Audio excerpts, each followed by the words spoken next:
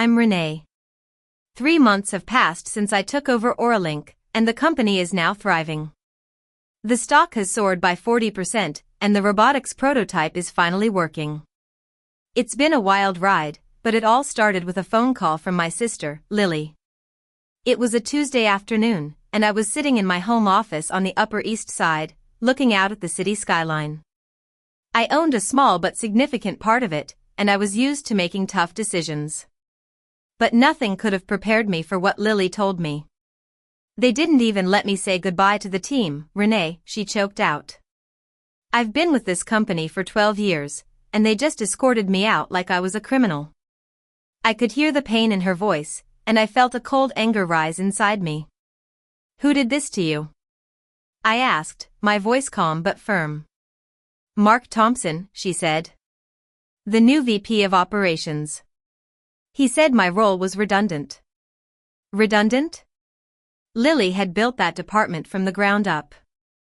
She was the heart and soul of the company, and Mark was just a corporate puppet. I told her to breathe and meet me at the Starbucks across from her office building in Midtown. As soon as I hung up, I pulled up the public filings for Oralink. I could see that the company was in trouble. They had missed their earnings targets for 3 consecutive quarters, and the board was desperate. They had brought in Mark to trim the fat, but all he was doing was cutting the muscle and leaving the cancer. I met Lily 20 minutes later.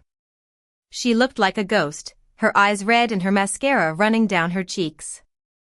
She was holding a pathetic, half-crushed cardboard box containing a succulent, a framed photo of her dog, and a World's Okayest Employee mug I'd given her as a joke 5 years ago. They wouldn't even let me back up my contacts, she said, wiping her nose. Mark stood there checking his watch while security watched me pack. Let's go back, I said. What? No, Renee. I can't. You forgot your charger, I lied. And I want to see this, Mark. I walked her back into the lobby of Oralink. It was one of those aggressively modern spaces, all brushed steel and glass. The air conditioning was set to morgue, and the reception desk was staffed by a bored-looking woman. I was dressed down in jeans, a cashmere sweater that cost more than a Honda Civic, but looked like something from the Gap, and loafers. To the untrained eye, I was just a supportive sister. But I had a plan. That's when he walked out. Mark Thompson. He was a caricature of corporate mediocrity, wearing a suit that was too shiny, a tie that was too wide, and walking with a strut that screamed, I cheat on my taxes and my wife. He was laughing loudly at something he said to a terrified-looking intern. Excuse me, Lily said, her voice trembling. Mr. Thompson, I think I left my... Mark didn't even stop walking. He just waved a hand in her direction without looking at her, like he was shooing away a fly. HR handles lost and found, Lily. You don't work here anymore. Clear the lobby. You're cluttering the aesthetic. He breezed past us, tapping furiously on his phone. I watched him go, my blood boiling. I looked around the lobby, really looked.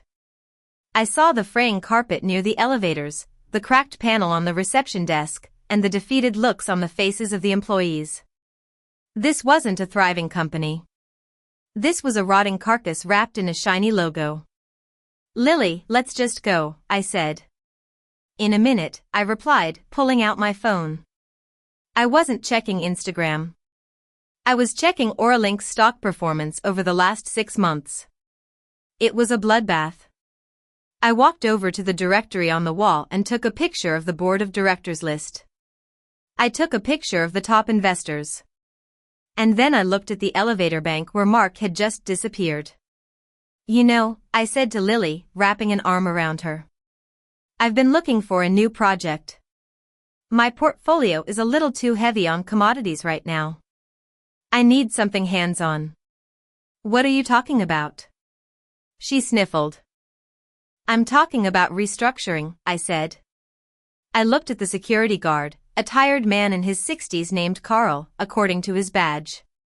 Rough day? I asked him. You have no idea, ma'am, Carl muttered. Since the new management took over, it's been a circus. They fired the cleaning crew last week and cut everyone's hours. Is that so? I smiled. It wasn't a nice smile. Tell me, Carl. Who actually owns the building? Is Oralink leasing? Nah, they own the building. But I heard rumors they're trying to sell and lease back, he said. Cash flow problems. It was the golden ticket. A sale-leaseback meant they were desperate for liquidity. They were drowning, and I was about to buy the water. Come on, Lily, I said, leading her toward the revolving doors. Let's get a drink. I have some calls to make. You're going to do something crazy, aren't you? She asked, knowing that look in my eye. I'm not going to do anything, I said, opening the door for her. I'm a silent investor, remember? I'm going to be very, very quiet. As we walked out onto the bustling New York street, I looked back at the glass tower one last time. I could see Mark Thompson on the second-floor balcony, gesturing wildly on a phone call. He looked like a king in his castle, but he didn't realize he was standing in a house of cards, and I had just decided to buy the table it was sitting on. I took my phone out and dialed my broker. David, I said when he picked up. Clear my schedule for the week. And get me everything you have on Oralink. I want to know who holds their debt. I want to know who their biggest unhappy shareholder is. And David, do it quietly. The game had officially begun, and Mark Thompson didn't even know he was playing. Over the next 2 weeks, I turned my home office into a war room. Lily was staying with me, mostly because she couldn't bear to be alone in her apartment, but also because I needed her knowledge. She knew where the bodies were buried at Oralink. Okay, I said, pointing to a whiteboard covered in names. Who is the weak link on the board? Who needs money? Lily looked at the board, clutching a mug of tea. Mr. Harris, the CFO. He's going through a nasty divorce. He's been liquidating assets for months to pay his lawyers. Perfect, I said. I didn't approach Mr. Harris directly. That's amateur hour. If a woman in a Chanel blazer walks up to a desperate CFO, the price of the stock doubles instantly. No. I used a shell company I registered in Delaware 3 years ago for exactly this kind of thing. I had my Proxy contact Mr. Harris's broker. We offered him a 5% premium on his shares, cash, off-market transaction. He bit so hard I could hear the snap. Just like that, I owned 8% of the company. But 8% doesn't get you a chair at the table. It just gets you a quarterly report. I needed 51%. I started buying up the float, the shares trading publicly on the market. But I had to be careful. If I bought too much at once, the algorithm would flag the volume, the price would spike, and the board would sniff a raider. So I employed a strategy called iceberging. I put in thousands of small buy orders through 12 different brokerage accounts, all funneling back to 3 different trusts. I was buying Oralink piece by piece, hour by hour. Meanwhile, I needed eyes on the inside. I couldn't go back there myself. Mark had seen my face, even if he didn't register it. I needed someone invisible. Enter Jake. Jake was my courier. He was a 22-year-old kid from Brooklyn, sharp as a tack, trying to save money for culinary school. He had been running documents for me for years. People looked right through Jake. To corporate executives, he was just furniture that moved. I need you to take a job, I told him, sliding a thick envelope across my desk. What kind of job? Jake asked, eyeing the cash. Oralink uses a third-party messenger service for their inter-office mail. I bought that service yesterday. You're their new dedicated runner for the executive floor. Jake grinned. You want me to spy? I want you to listen. I want to know who is screaming at who. I want to know whose door is always closed. And I want you to take pictures of any whiteboard that says confidential. Jake started the next day. Every night, he'd come to my apartment with a report. The news was better than I could have hoped. Mark Thompson wasn't just incompetent. He was actively burning the place down. He's firing the legacy engineers, Jake told me, eating a slice of pizza at my kitchen island. He's replacing them with guys he knows from his fraternity. They spend 3 hours a day playing online poker in the conference room. What about the product roadmap? I asked. Delayed indefinitely, Jake said. Mark told the marketing team to keep selling the Q4 release anyway. They're selling vaporware, Renee. If the SEC finds out, the stock goes to zero. This was critical information. It meant the stock price was artificially inflated by lies. It also meant I had leverage. I decided to accelerate the buying. I instructed my brokers to get aggressive. We targeted the pension funds next. Institutional investors are usually loyal. They are also skittish. When they smell fear, they run. I had a friend in financial journalism write a speculative piece about Oralink's delayed product launch. It wasn't libel, it was true, but it was framed unfavorably. Is Oralink the next Theranos? Was the headline. The morning the article dropped, Oralink's stock dipped 12%. Panic selling began. While the market was selling, I was buying. I was vacuuming up every share that hit the floor. My stake went from 8% to 15%. Then 22%, but the board was still asleep at the wheel. They were too busy doing damage control on the PR side to notice the cap table shifting. They issued a statement, Oralink remains strong. Management has full confidence in our strategic direction under the leadership of Mark Thompson. I laughed when I read that press release. Full confidence. I was at 28% now. I needed the final push. That's when Jake called me from the building. His voice was low. Renee, something's happening. Mark just ordered a rush order for the boardroom tomorrow morning. High-end stuff, champagne. Why? I asked. I heard him on the phone. He's closing a deal to sell the robotics division. He's stripping the company for parts to boost the quarterly numbers so he can get his bonus. My blood ran cold. The robotics division was the only thing of real value in that company. It was the division Lily had built. If he sold that, there was nothing left to save. I looked at the calendar. The board meeting wasn't scheduled for another month. This was an emergency, unauthorized liquidation. He was looting the ship before it sank. I need to stop him, I whispered. How? Jake asked. You're not on the board yet. No, I said, looking at my monitors. I'm at 34%, not enough to block a sale outright, but enough to make noise. But I can be the biggest nuisance they've ever met. I need to get to 51% before he signs that deal. I have less than 24 hours. Jake, stay close to him.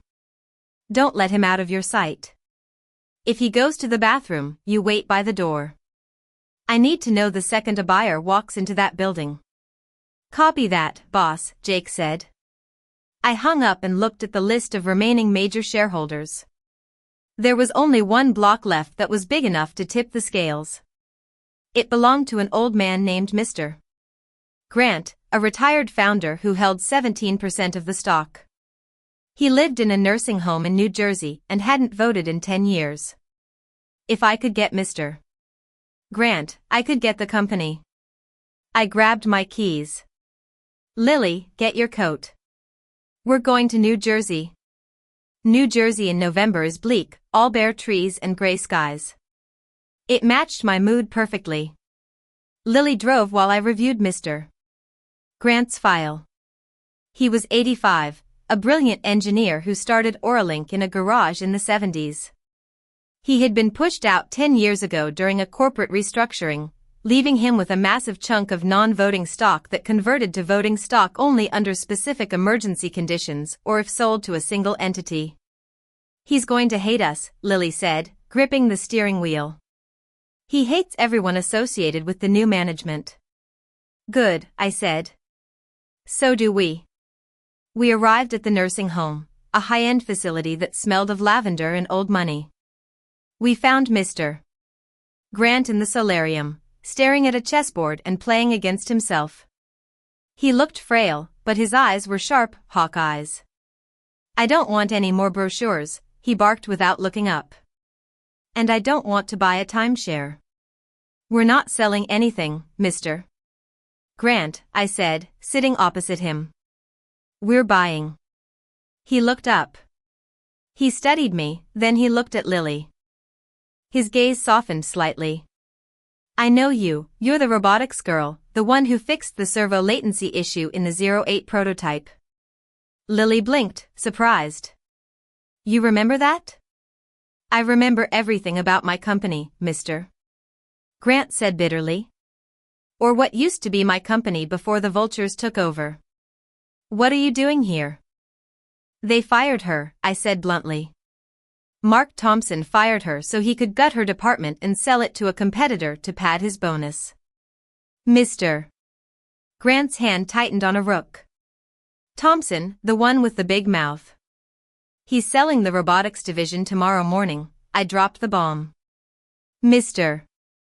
Grant went still. That division is the soul of the company. The rest is just software wrapping. I know, I said.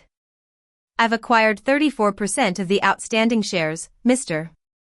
Grant. But I need your 17%. If you sell to me, I'll have the controlling interest, and I can stop him. Mr. Grant leaned back, studying me. And who are you? Another vulture? I'm an investor, I said carefully.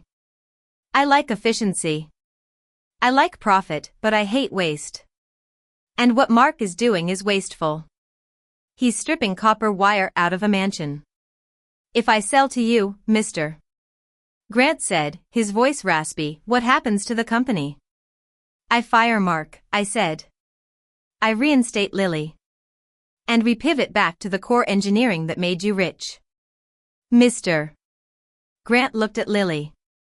Can you run it, the division? I was running it, Lily said, her voice finding strength. Before they cut my budget to buy new ergonomic chairs for the sales team. Mr. Grant cackled. It was a dry, rusty sound. Damn sales team, always the chairs. He reached into his cardigan pocket and pulled out a flip phone.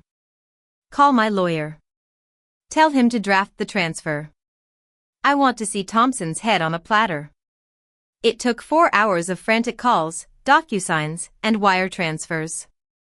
The sun was setting when the confirmation pinged on my phone. The funds had cleared. The shares were mine. I owned 51% of Oralink, but I didn't pop the champagne. Not yet. Because possessing the power is only half the battle. Exercising it is the art form. My phone buzzed. It was Jake. Renee, we have a problem. Mark moved the meeting up. It's not tomorrow, it's in an hour. 8 p.m. He's doing a dinner closing with the buyers from a German company. They're in the building now. I swore. We were 2 hours away in New Jersey. Stall him, I commanded. Stall him? How? I'm the delivery guy. I don't care if you have to pull the fire alarm, Jake. Do not let those papers get signed until I get there. If he signs that sale, unwinding it will take years of litigation. Just keep him in the building. Okay.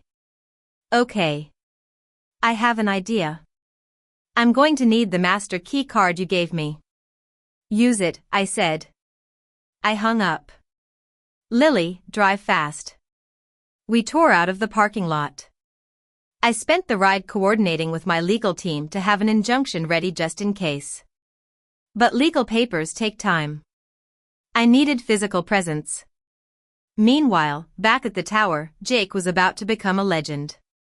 According to him, the buyers, 3 serious-looking Germans, were heading to the executive elevator. Mark was with them, grinning like a shark, guiding them toward the lift.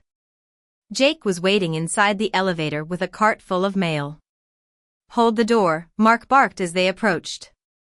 This was the moment. Jake looked Mark dead in the eye. He saw the disrespect, the weeks of being treated like furniture, the arrogance. And he saw the blinking light of the close door button. Jake didn't move. He didn't reach for the open button, just stood there looking at his clipboard. "I said, hold the damn door, boy," Mark shouted, picking up his pace. Jake looked up, gave a confused shrug like he didn't speak English, and let the door slide shut right in Mark's face. "I wasn't there, but I would have paid $1 million to see it." Mark, left standing in the